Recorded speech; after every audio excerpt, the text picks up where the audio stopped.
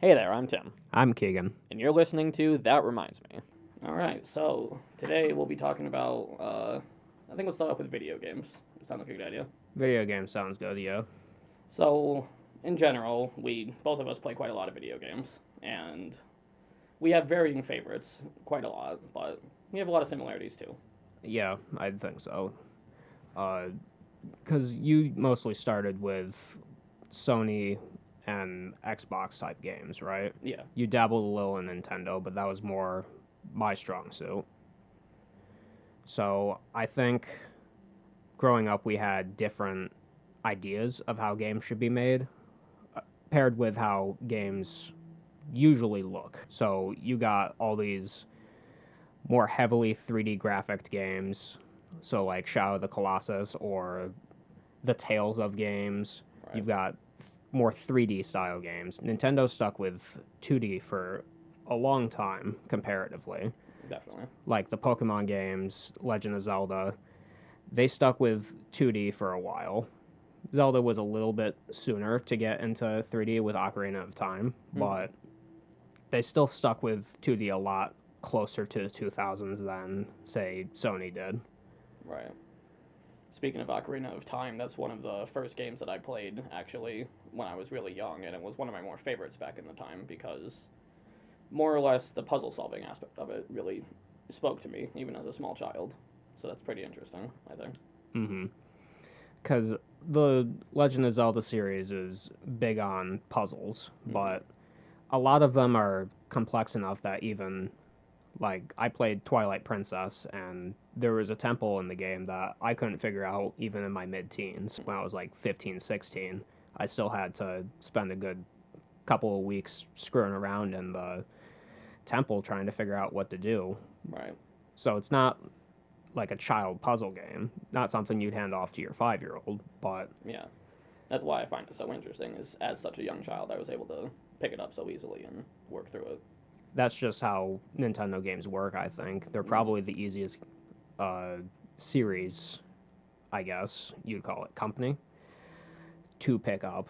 Like Right. anyone can pick up Mario, anyone could pick up Zelda, anyone could pick up any of these like Nintendo based franchises. Mm-hmm. You have to get slightly more into it to try out, say, the God of War series, or if you want to try what's something Xbox makes.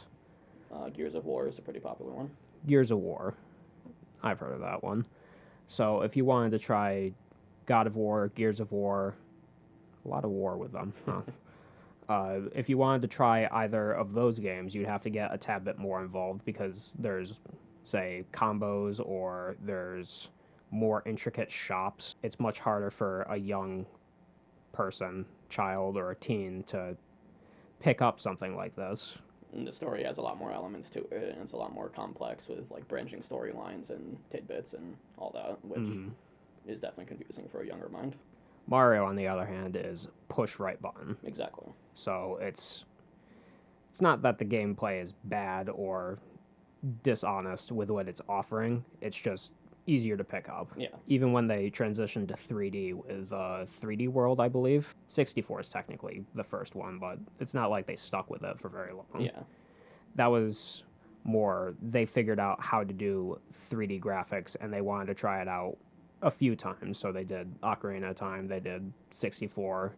Then they transitioned back to the 2D games that they were familiar with Mario. I think Ocarina of Time set precedent for continuing 3D games, Yeah. though. I'm pretty sure Majora's Mask came next, right after Ocarina of Time. Yeah, because it was supposed to be Ocarina of Time's direct sequel. Yeah. And then you had Twilight Princess, you had Wind Waker, Phantom Hourglass, stuff like Spirit Tracks, I think. I think that was 3D. Yeah, because it was all in Toon Link style. But Ocarina of Time stuck with the Zelda series as being consistently 3D, whereas Mario kind of transitioned back and forth between 2 and 3D because it went back. It went from 64 to like Mario Wii, which was 2D. Mario Bros. U was 2D, Mm-hmm. but you have Mario 3D Land and 3D World, which were 3D. Mario Right. Odyssey was 3D, but Mm-hmm. it was its own type of game. Yeah. as a whole RPG rather than just push right button. Mm. But even in the 3D ones, it's still Mario. It's still stomp on Goomba, save Princess from Bowser. It's, Grab coin. yeah. It's not anything super complex, so it makes it much easier to pick up. Yeah, definitely. Which doesn't help Nintendo's case in terms of making it a more adult company, because Nintendo keeps trying to do that where they'll put like mature games on the eShop. So not necessarily explicit, but stuff that has like blood, gore, that type of stuff that you'd expect from Sony or PlayStation on their exclusives. Right. Nintendo keeps trying to do that, but keeps backing down because Nintendo is probably the only game company that's got at least its mask stand front of family friendly. Because Mario, Pokemon, they never like flit into mature territory. They can have like mature topics. The Pokédex has a bunch of mature topics in it, but you're never going to see something explicitly bad that isn't just covered up by subtext. Right. Like Drifloon kidnaps children and takes them away, but you're not going to see like a decapitated child anywhere. Mm-hmm. You're not going to see a Drifloon actively trying to do that. Yeah. So from that, I feel like we grew up with different worlds in terms of video games. Yeah. So I think we have different expertises on how Nintendo makes games versus how Sony may make games. You grew up with like achievements and things from Sony. Nintendo doesn't have much of that. Nintendo favored,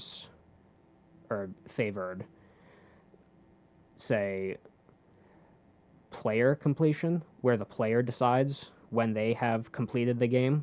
You're not run by like the PlayStation trophies or the Xbox trophies or even Steam achievements, where the game itself will tell you when you are done. Yeah.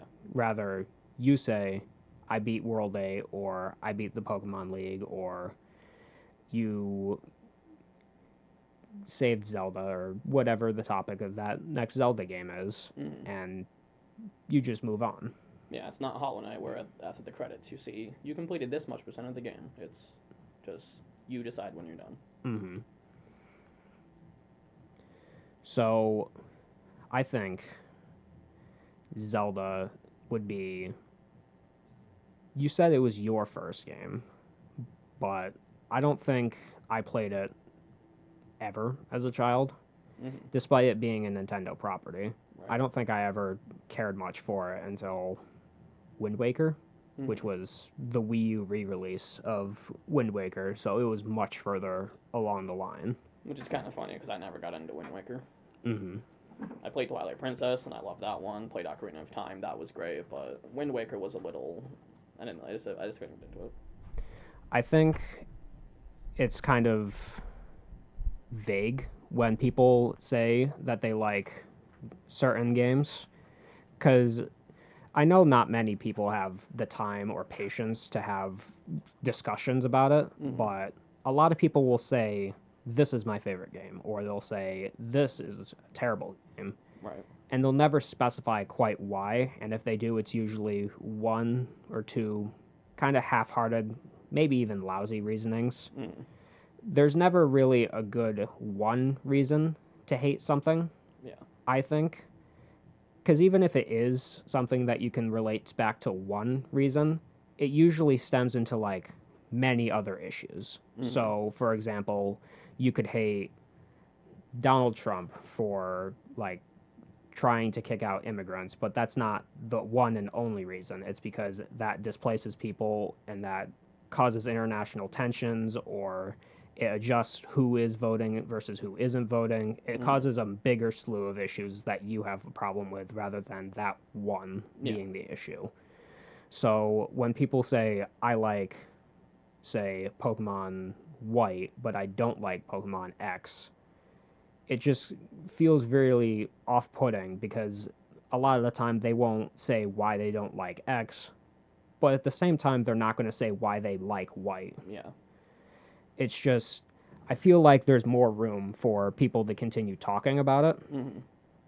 And like I said, I know not a lot of people have the time or patience to actually have these discussions, but I feel like it can bring a further enjoyment to the game and a better respect for people who enjoy the game. Right.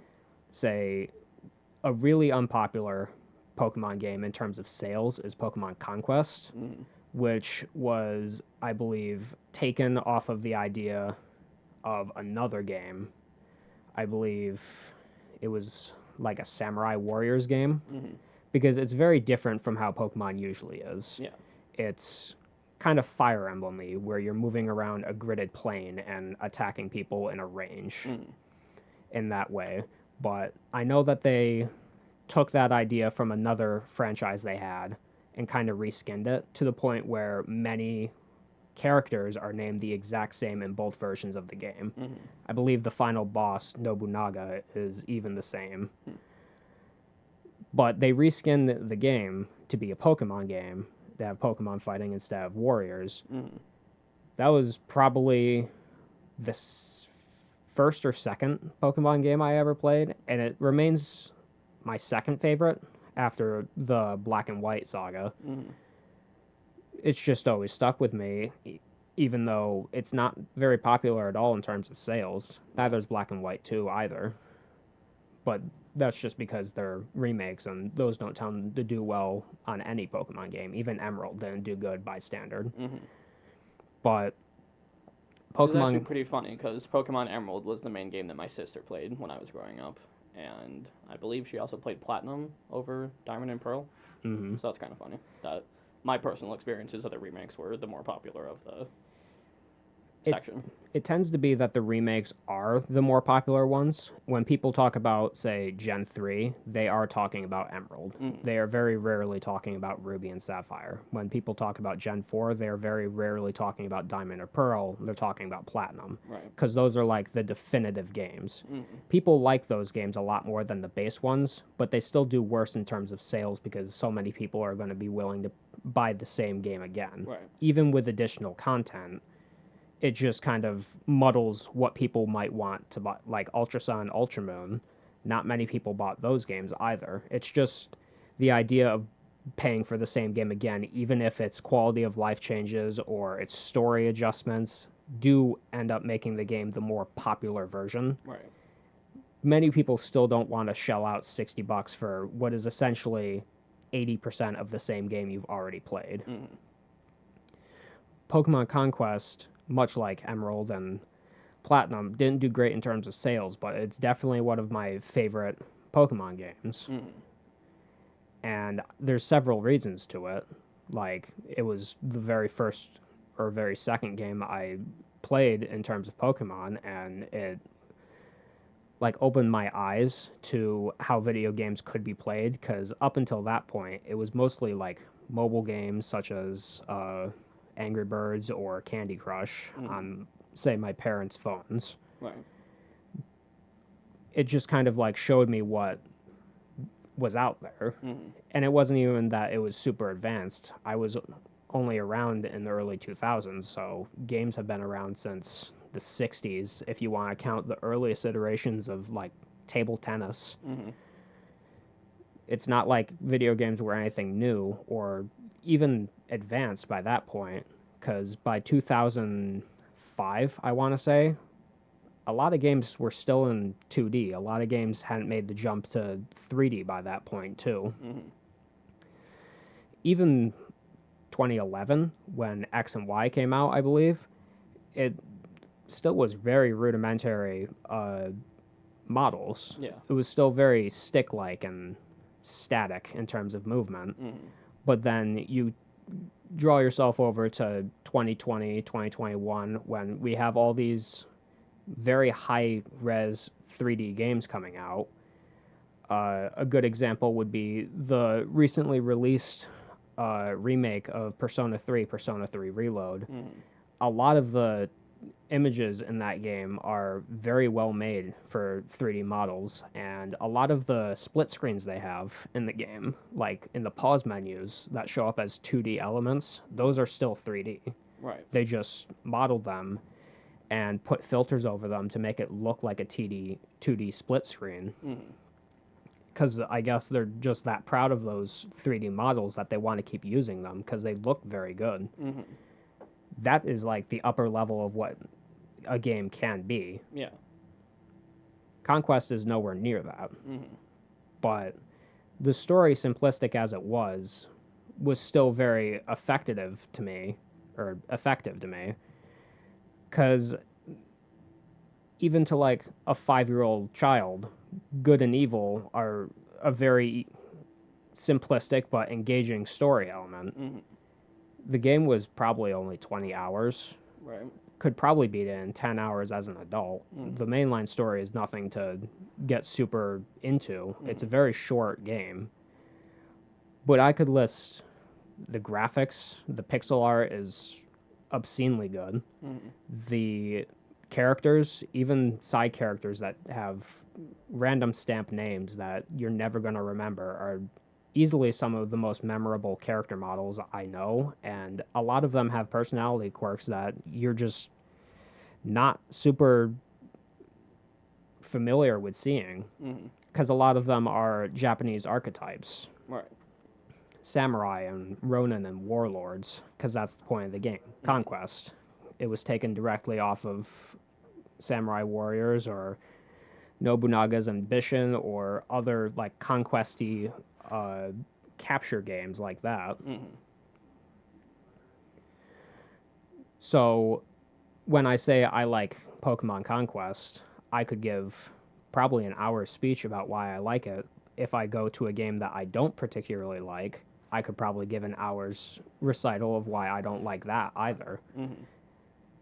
Do you know any games that you just like or don't like comparatively?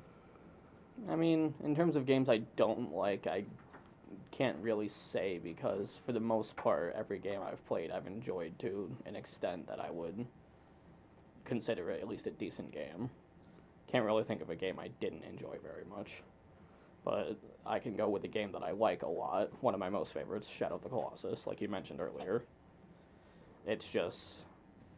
It was one of the first games I played when I was like 2, maybe 3 years old, so I barely even knew what I was doing. But my sister had it, and she showed it to me, and I played it, and even at that age, where I didn't even know what I was, it was still super engaging for me. Like, these giant towering creatures that you climb up and defeat, and then the symbolism of their essence going into the player, Wander, showing how it's the cost of what you're doing. That even still hit me at that age, and it was one of the main reasons that I really enjoy the game. Mm. Like there, you gave a very compelling reason of why you like Shadow of the Colossus, and I highly doubt that that's the only reason. I'm sure you could name several more reasons. Yeah. I feel like games are not misrepresented or even underrepresented at this point. We're in the 21st century. We're in late 20, or not late, but like the later parts of 2020, early 2020. Mm-hmm. People have accepted games by this point. They are big enough in culture. They have hundreds of millions of trillions of dollars at their disposal, these game companies. Mm-hmm. It's almost as big as other media forms, so like TV or books. Mm-hmm. It's almost, if not bigger, Yeah. than these other media types. And despite how a lot of people push back against games for being overly violent or exposing people to ideas that they don't want them to know, Mm-hmm. it's just as acceptable a form of entertainment as anything else is, I would say. Yeah. So And if even someone... on another note, it's like there are a lot of video games that are very similar to TV shows and books. Like, there are games that are basically just novels. Visual novels is what they're called. And that is literally just a book, but with pictures in front of you as well. Mm-hmm. And there are games that are just like TV shows, more or less, where sort of like the Walking Dead series is you're more just watching a story play out and having a few inputs here and there. Mm-hmm. So even then, when TV shows and books and all that are really popular forms of media, video games also still can encompass those too. So it's sort of an umbrella of sorts. I think that if media is created, it can be ported to other versions of media. Yeah. So if you can't port it, I don't think it's very good media. Mhm. So if you make a movie and you can't transcribe it to a book, I don't think you've made a very good movie. Right. It doesn't. I'm not claiming that you have to make a book as good as the movie. Mhm. Many stories are better as a game or better as a show or better. There's even disconnect between whether some media is better as a show or a movie. Right. Something of 2 hours might work for a movie. It might be better to be 30-minute segments of a show, Mhm. but there are many instances where it's better to just have a 2 hour straight compelling narrative Right. rather than the individual segments. Mhm. So I think if you make a video game, say The Walking Dead, not The Walking Dead, what's the new one they came out with? Fallout 4? Mhm. Fallout in general? Yeah. If you make a game, Fallout, and it's popular enough that people want it ported to a book or a show or something like that, and they do, and it works, I think Fallout's a good form of media for that. Mhm. You've created something that can be successfully transferred throughout media. Yeah.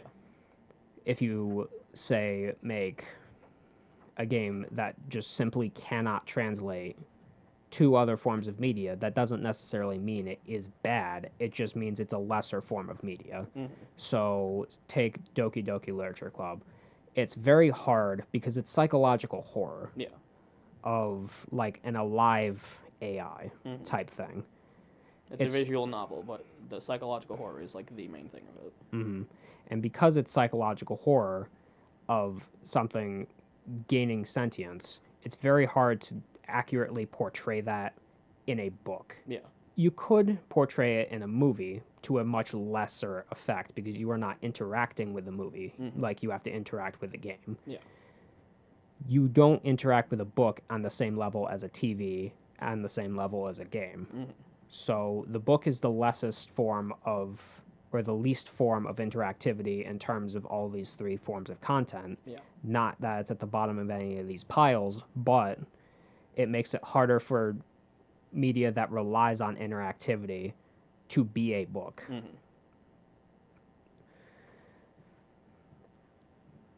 It's sort of similar to, rather on the note of what you said just before with the being ported to different methods of media. It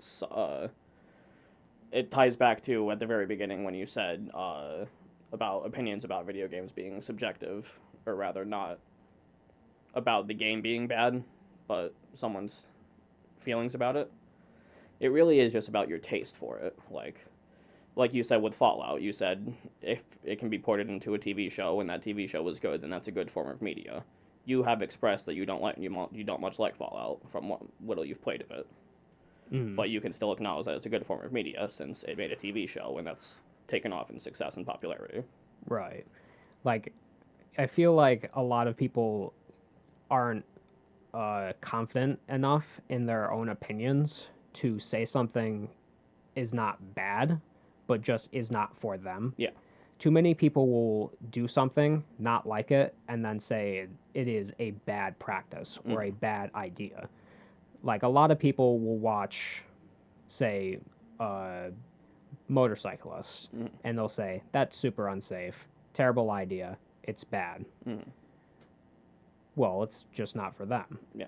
Motorcyclists aren't stupid. They definitely know that what they're doing is less safe than a car.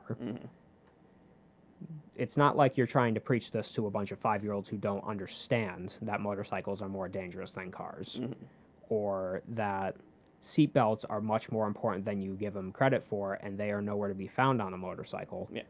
Or say, I know someone who doesn't like meat very much. They're not vegetarian or vegan. They just don't care for a lot of meat. They'll eat chicken on occasion. They will eat, say, pork if they really don't have anything else to eat. But they try to stick away from meat just because it's not palatable to them. Right. But anytime you try to give them like a well-made steak, or if you try to give them even like chicken tenders, Mm-hmm. they'll always push it away and say that meat sucks Mm-hmm. and that it's terrible, rather than saying that meat isn't for them. Mm-hmm. It's not that it's bad, it's that you personally don't like meat. Yeah. If you can sit there and go, I acknowledge that this is clearly good food, but I just don't like it. Mm-hmm. Same with a video game. I can acknowledge that I don't much care for Fallout, or I don't much care for Mario Party, say. Mm-hmm. But I can acknowledge that I understand the game like mechanics, and I understand how this is a good game and is well made. Yeah. I can't make the claim that Mario Party is a bad game, Mm-hmm. not even because so many people enjoy it and play it, but because I personally have played it and I've noted like graphics, how the code works, how the AI works, and I acknowledge that it's well made. Mm. I don't like it. I don't think I'll ever like it, but that doesn't change the fact that it is well made, well put effort was put into it. Mm-hmm. Like heart and soul and all that fun stuff was put into it. Yeah. It's not bad. Mm-hmm. I just can't bring myself to play it. Right. It's like I really like what you said about people's confidence in their own opinions, because I feel like that is a really big part of why people will say this is bad rather than saying I don't like this, or this isn't for me, this isn't to my taste. Like, if they were more confident in how they feel about things, they would be able to in a much more clear way express that they don't like something and why they don't like that thing. Mm-hmm. I don't even feel like it's an expression thing. I feel like it's insecurity over whether or not one's opinions are valid. So, say I don't believe my own opinions are valid, Mm-hmm. and I don't believe that if I say opinionatedly that I don't like Fallout 4, Mm-hmm. if I don't believe that holds any sort of meaningful weight, it might be, say, like a mechanism that our brains have to, rather than try and defend our own opinion and defend why we don't like this, We take the because offensive instead. not even offensive, we just try to, bullshit ourselves into thinking that it's fact. Yeah. Rather than say, it's my opinion that I don't like this, it's easier to come across by saying, this is just bad. Mm-hmm. Because that is more easily expressed. Yeah. As a fact, rather than it's my opinion, and because it's an opinion, I must explain it. Mm-hmm. If something's fact, you don't have to explain it as heavily. Mm. Like, if I say E equals MC squared, I don't have to explain what that means, because most people have acknowledged that as fact, Mhm. or at least theoretical fact, right? Yeah. No one has to be explained to anything on that. But if I say I don't like Mario Party 3, anyone who does like Mario Party 3 is going to expect some kind of response on why. Mm-hmm. It's not good enough for me to say I just don't. And that leads back to when I keep talking about on why people don't have the time to properly defend their points here. Since people don't have time to sit down for like an hour every time they have a slight opinion-based disagreement on something, and this applies to more than just video games, of course. Yeah. If you don't agree with someone's opinion on food or fashion, or even just how like they park their car, Mm. just mundane stuff, not everyone has 2 hours every day to argue every different opinion that you have. So, as I guess a mental shorthand, a shortcut of sorts, it's just easier to say, rather than it's my opinion that, it's easier to say this is stupid or this is good, and that's a fact. Yeah. It's actually kind of annoying, because it's what our teacher was talking about with the heuristics, is it's those shortcuts we take because we both feel that we aren't necessarily in the scope to explain it in terms of time and just general ability, but it's also that it's just more convenient to begin with. Mm-hmm. So it's like what she was saying is actually like real. Right. It just makes sense that the brain would try to shortcut through things. Mm-hmm. On that note, I think shortcuts are kind of weird. Mm-hmm. Like, we named it shortcuts, right? Yeah. Like, that's our English word for it, and Mm-hmm. it makes enough sense, right? You cut through a path the short way. Mm-hmm. You do something faster, more simpler. But why are shortcuts even necessary? Like, what about our heads makes us think that saving time is important? Mm-hmm. Was there any point in time where we suddenly didn't really care about saving time, and then suddenly we now care a lot about saving time, so shortcuts just kind of show up? Because a lot of different animals will even take shortcuts. They'll find the path of least resistance. Mm-hmm. So is it just something programmed in being alive to look for these shortcuts? Our teacher said the heuristics thing was for saving brain space, didn't she? Mm-hmm. It just makes it easier to make these split second decisions because not everyone has the time to think long and hard about every decision you make. You can't think about every step you take, every knuckle you crack, every blink you blink. You can't do that. Yeah. You don't have the time for it. Mm-hmm. So those heuristics make sense. But what about taking a shortcut through a park Mm-hmm. to get to your house 5 minutes faster? Why do we care about that?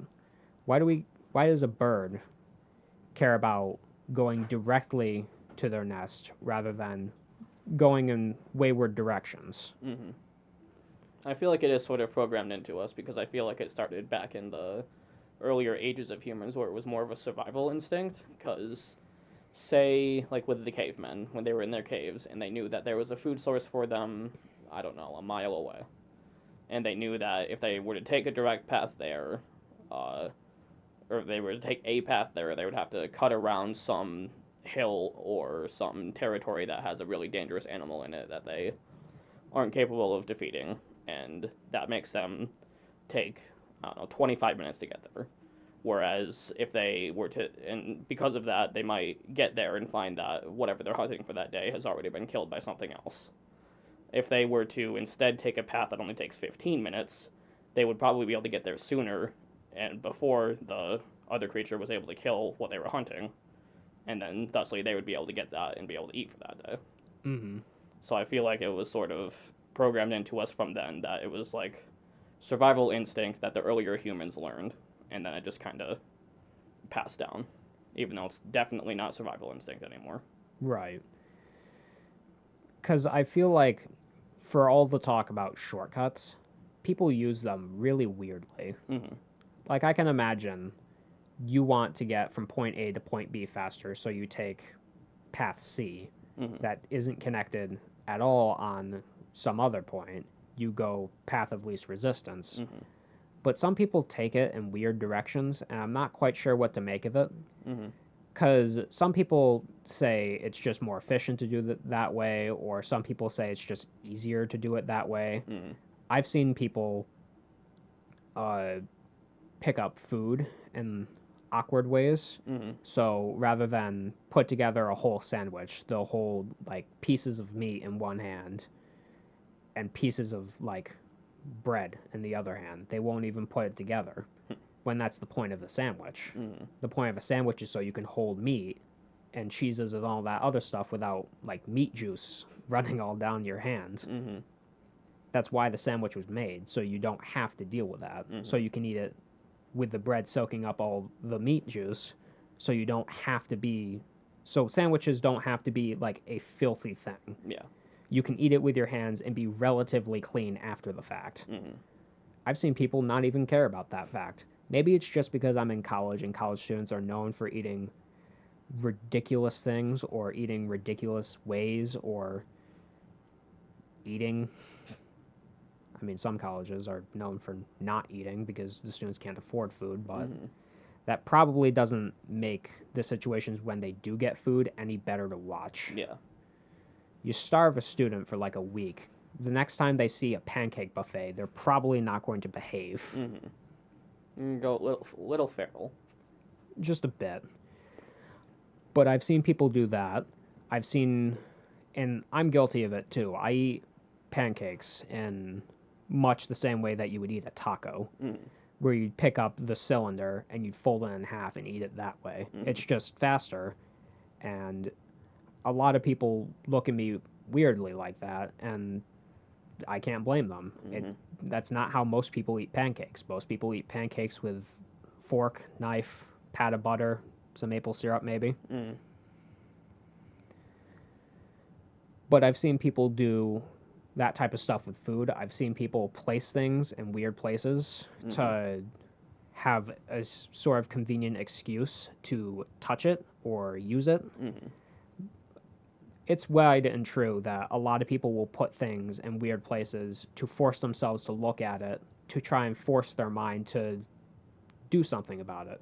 My mother used to put her exercise weights right in front of her bedroom door, so if she wanted to leave her room in the morning, she would have to look at the exercise weights, and that was her way to try and force herself to exercise before she had to leave, because she had to pick them up anyways. Right. She might as well do a few reps while she has them in her hands.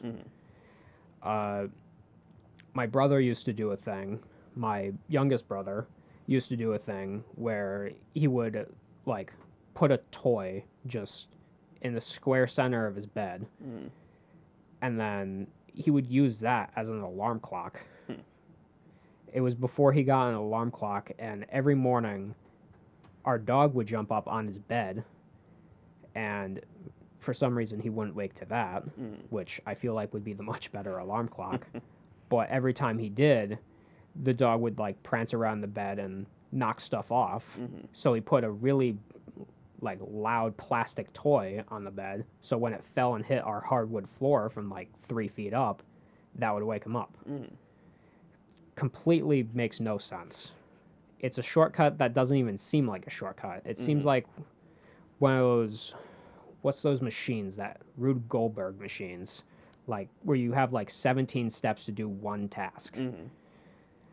Because it all relies on the dog going in. That the dog decides not to go in one morning, he oversleeps for it by 3 hours. Yeah. It just, but he does it, or he did it.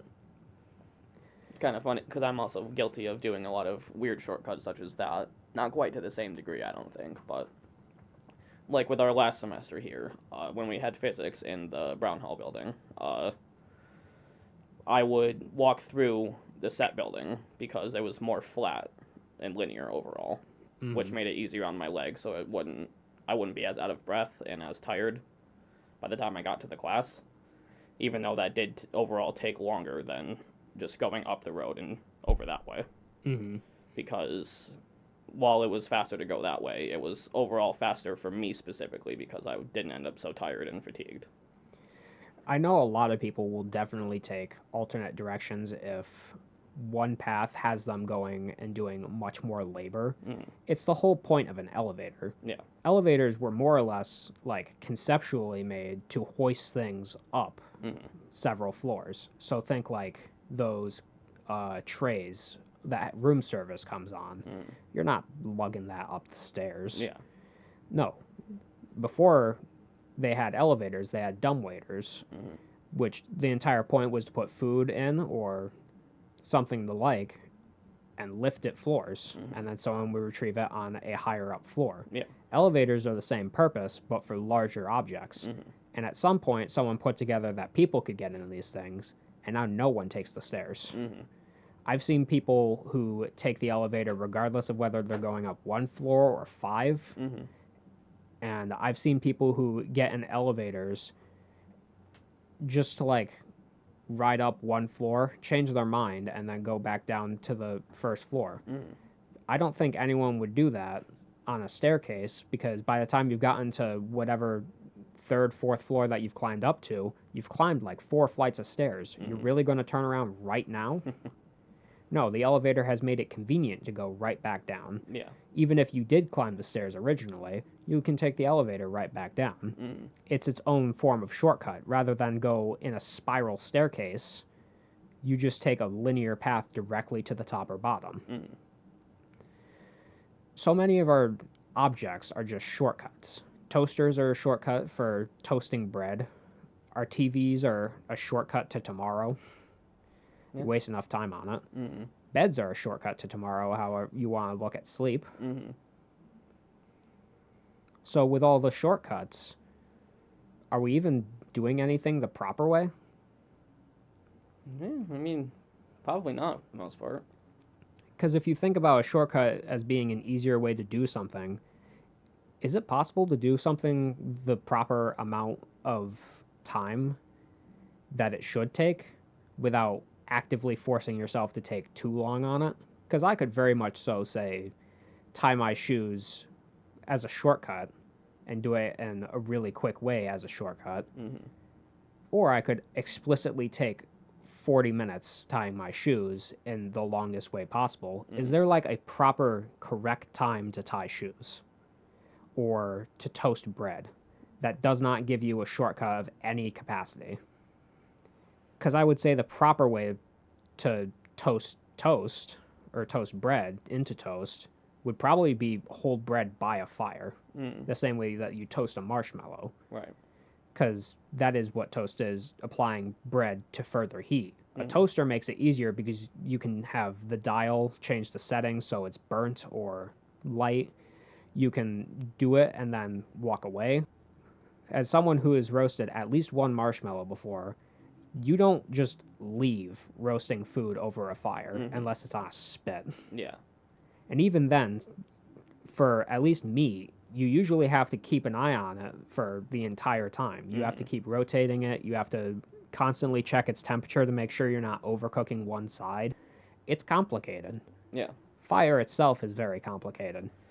We were just talking about shortcuts in general, about how things in life are pretty much everything we do these days is sort of a shortcut of how it was originally intended to be done. And I would like to tie that into how there are often shortcuts in video games, like how we were talking about earlier with video games. There's this thing in video games called speedrunning. And I know you, Keegan, aren't much a fan of speedrunning in general, just because, well, you've explained it before, and you could explain it now if you'd like, but I myself am quite the fan of speedrunning, and I like it a lot, and it's really is just shortcuts for a video game. Right. Like, I understand the concept. It's another one of, like we were talking about before, where I can explain exactly why it's not for me. Yeah. I like the idea of speedrunning and as like a skill, knowing exactly how fast you could complete a game or do a certain percentage. I know that there are a lot of categories that certain games fall under. Some That's games, a big part of why they're so popular is because of the different categories. right.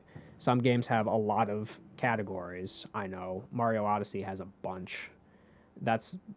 It came up a lot when it came out that there were so many categories of Yeah, there's a lot for just like even how many moons you gather, I think. There's a lot of those where it's like progressive, but then there's also really stupid ones. I know a lot of games have stupid ones versus like important ones.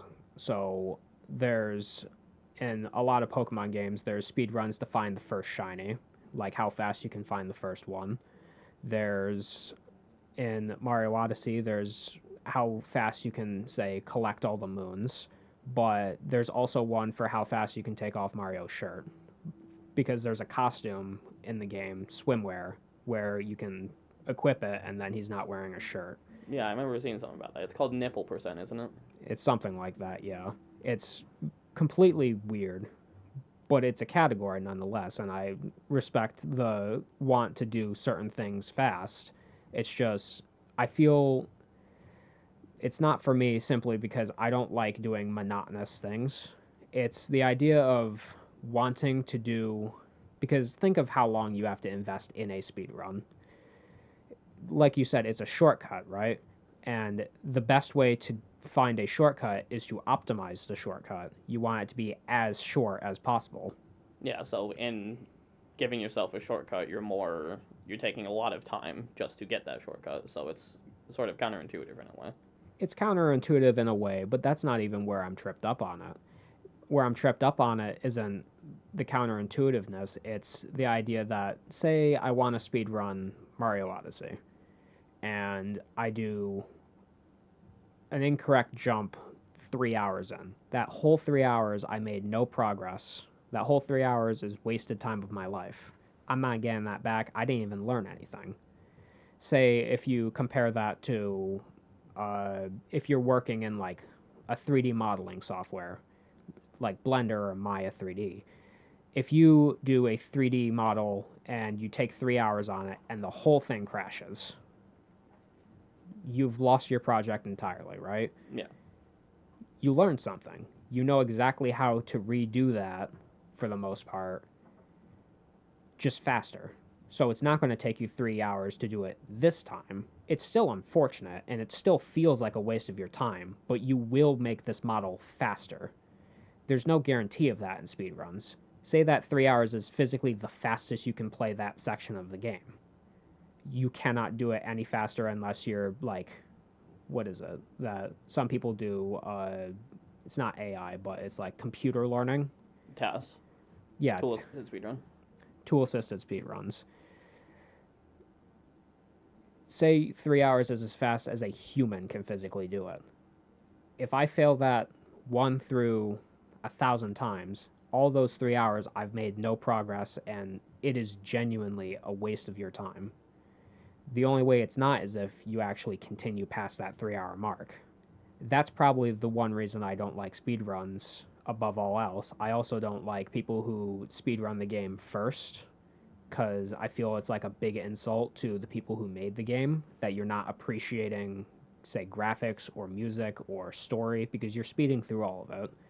And I feel like, much in the way that you would train, this is probably a bad way to put it because it makes, never mind, but it feels like much in the same way that you might train a child to believe pushing other kids is bad and getting good grades is good, or something along those lines. Like, something that is good, something that is bad. Or that you might train a dog not to bite new people, or train them that you don't bark when something comes into the driveway. Bad and good behavior. I feel like it's really easy to accidentally train yourself on a lot of things, much like speedrunning. It's easy to make your brain want to beat things as fast as possible, even unintentionally, to the point where if you speedrun things too much, now any new game you pick up, you are unintentionally playing really fast, and you're not taking in as much time as you might expect. Yeah, that's where I agree with you in terms of speedrunning. Is just if you pick up a brand new game and you just start speedrunning it right off the jump, I don't like that because you're not appreciating the game properly in my eyes. It makes sense that you might want to speedrun if that is something that you have made of your life. Yeah.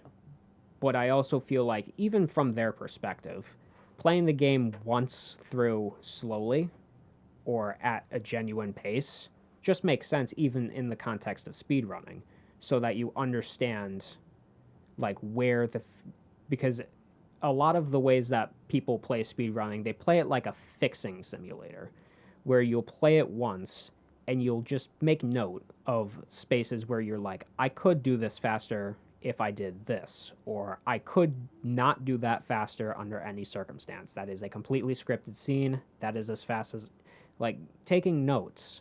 So once you beat the game, you can review. That still sucks because it still feels like it's just a math problem to you rather than someone's passion, in the same way that you might feel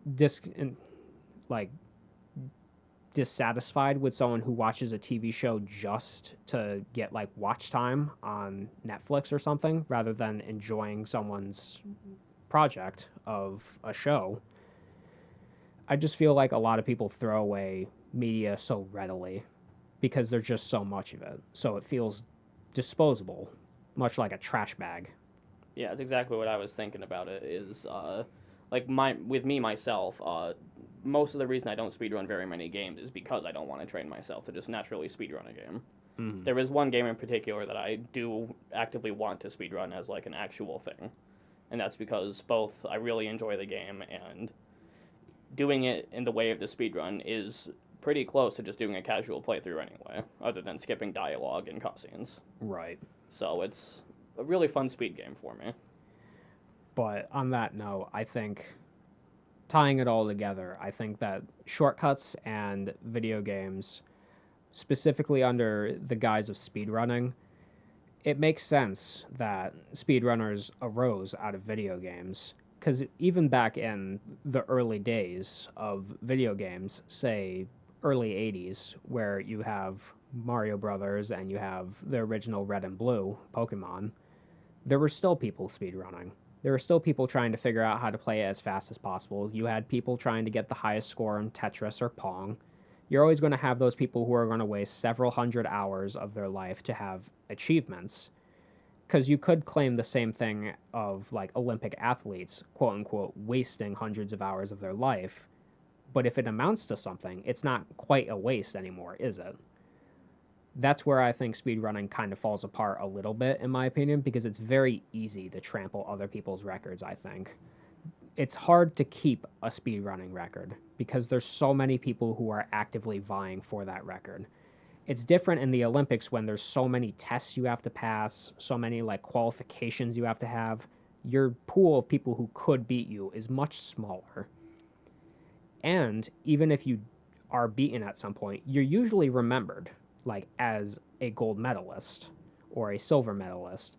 Does anyone remember the 47th guy to speedrun and get first place on Shadow of the Colossus specifically? The 47th person to get top rank? I don't think so.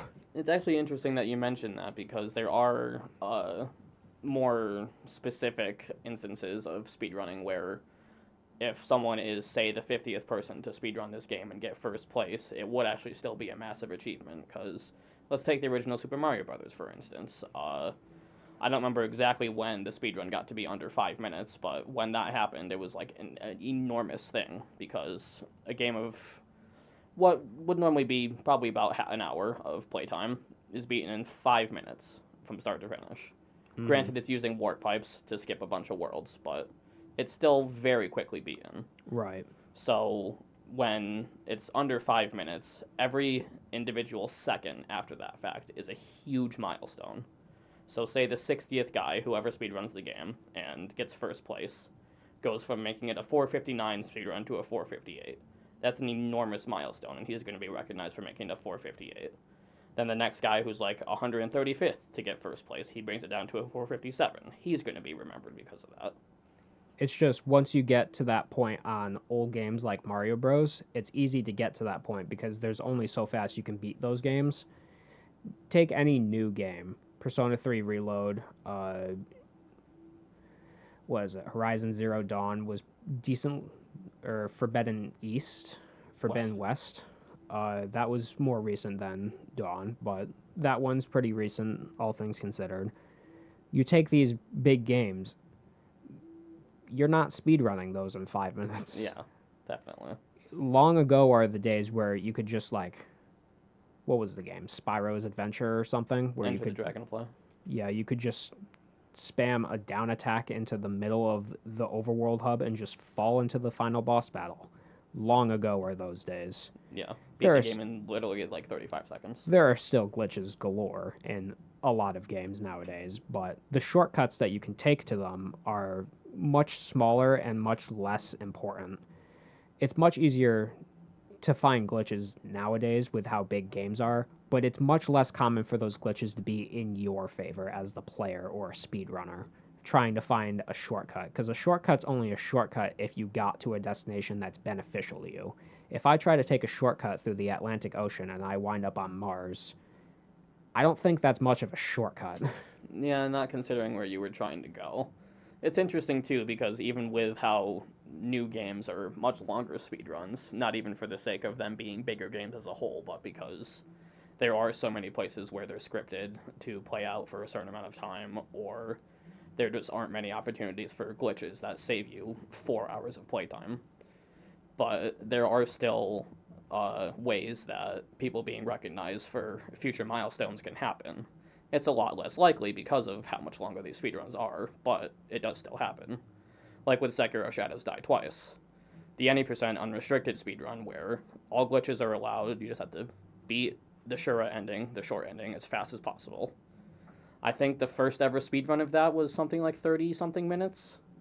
And then that just kept getting cut down to like 28, 27, down to 22. I was following it around when it was at the 23-minute range, and since then it's down to like 1928 or something.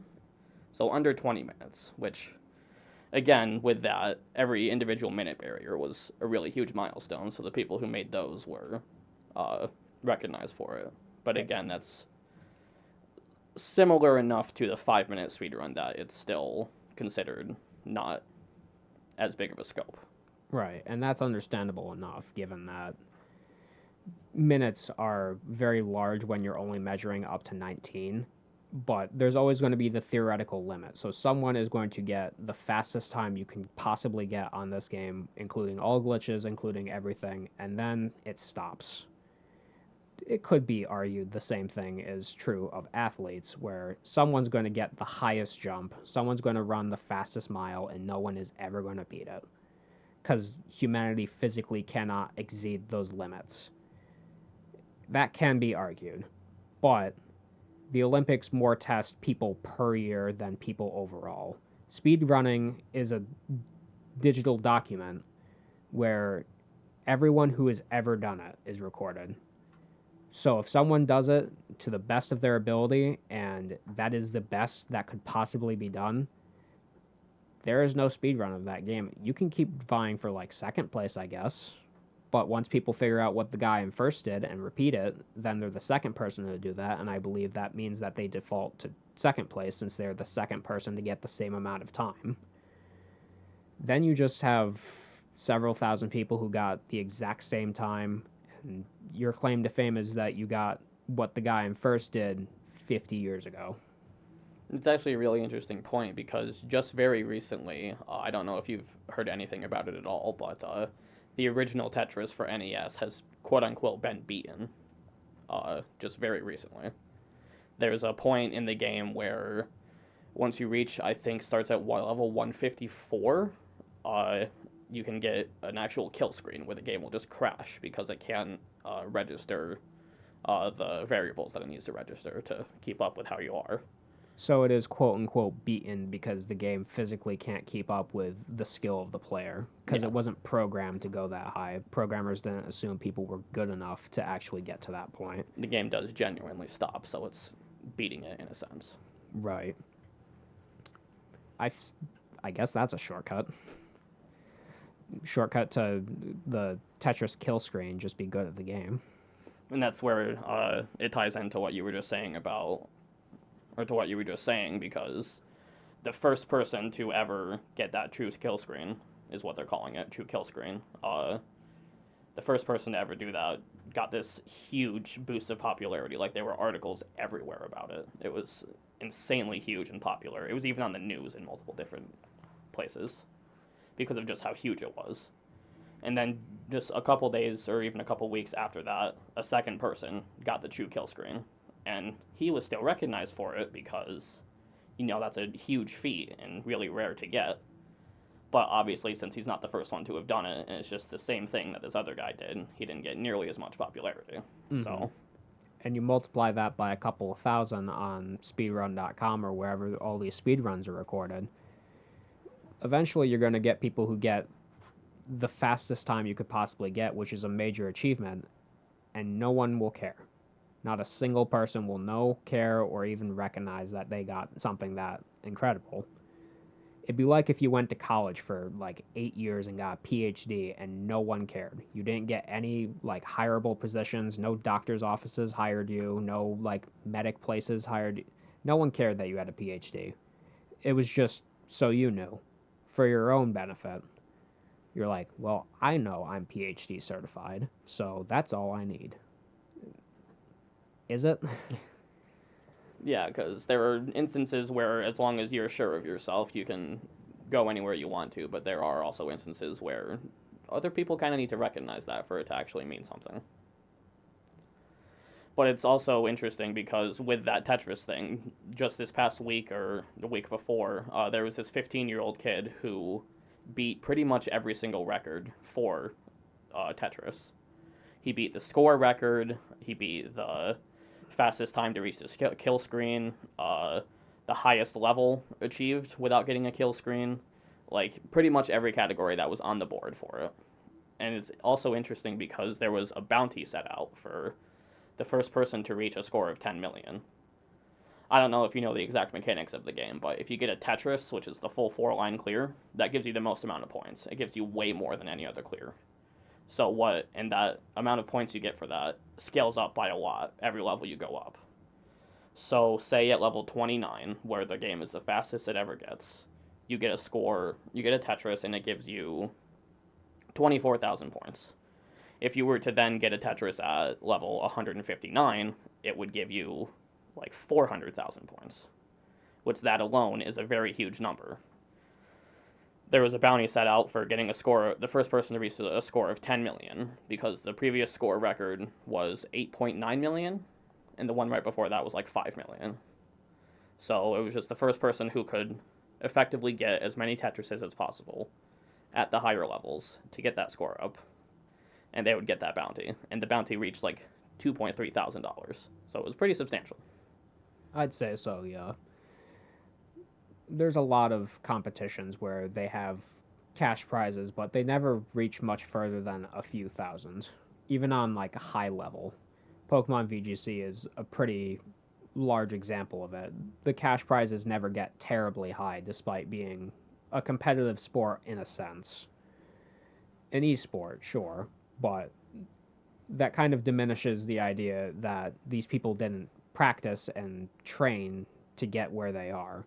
It's less they spent physical hours doing stuff in the same way an athlete might have, but they spent mental hours pouring through strategy. You wouldn't insult a chess player, like a chess grandmaster, for wasting time studying chess the same way that you would argue against a Smash player who spent several hours practicing with other characters. Like, it's the same concept of practice. It just, a lot of people like being damaging towards esports specifically because it's not traditional. It's not the old stuff. It's still strategy, it's still practice, it's still skill. It's just skill that they're not familiar with. It's a very new thing to have like the hand-eye coordination of your fingers be important.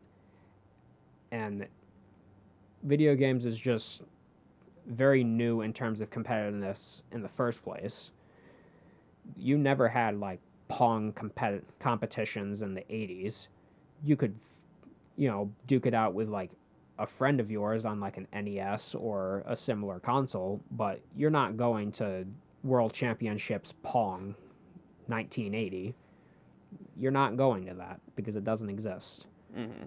But it's interesting too because on that note of sort of older methods of speedrunning being what people are used to and familiar with, it reminds me of like the backwards long jump in Super Mario 64. That overall is a very technically demanding speedrun trick, and only even to this day, very few people can actually pull it off consistently. Mm-hmm.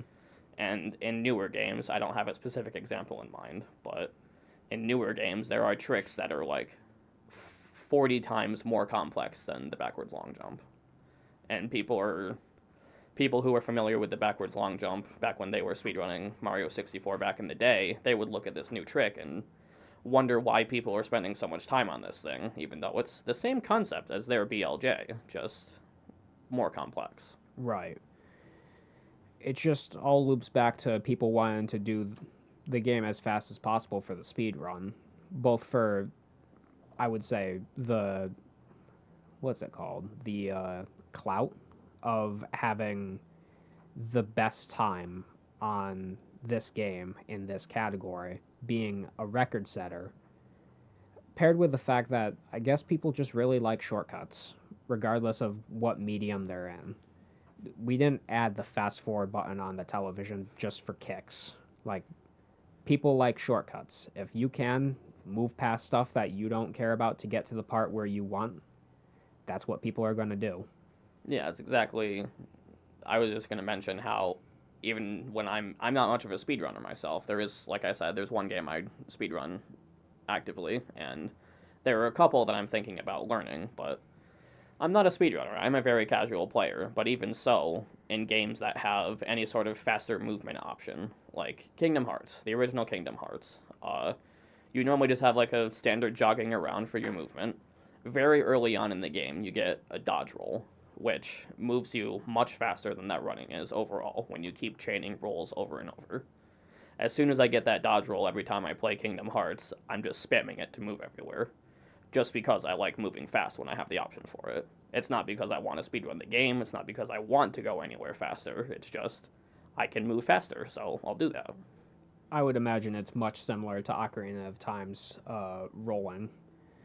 In the child era, you could do a combat roll like you just said, and that's how people would travel across Hyrule Field because it was the biggest section of the game.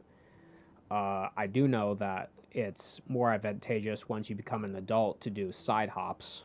I don't remember why exactly. I think it's just you can chain them faster than you can chain the uh, battle roll or the combat roll, I think it's something to do with that, yeah. where you can just keep spamming the button like perfectly on frame and you'll leap much faster than you can spam the button on combat rolls per frame.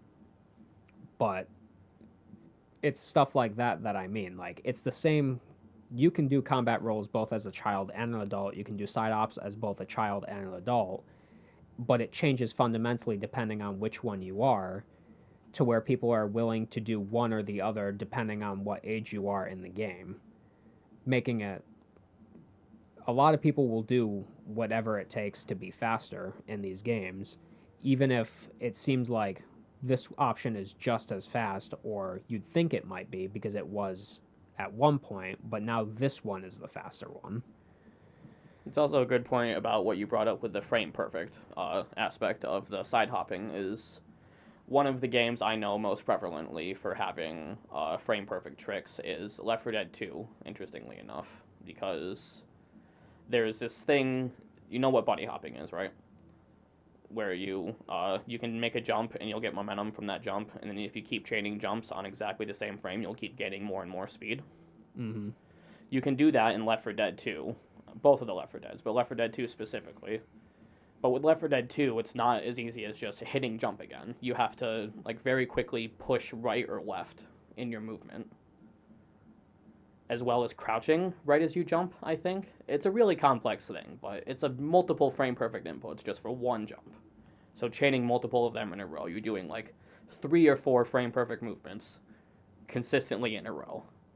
And with the game being played at 60 frames per second, you're doing that once a second. And you have a 1/60th of a second frame window every single time.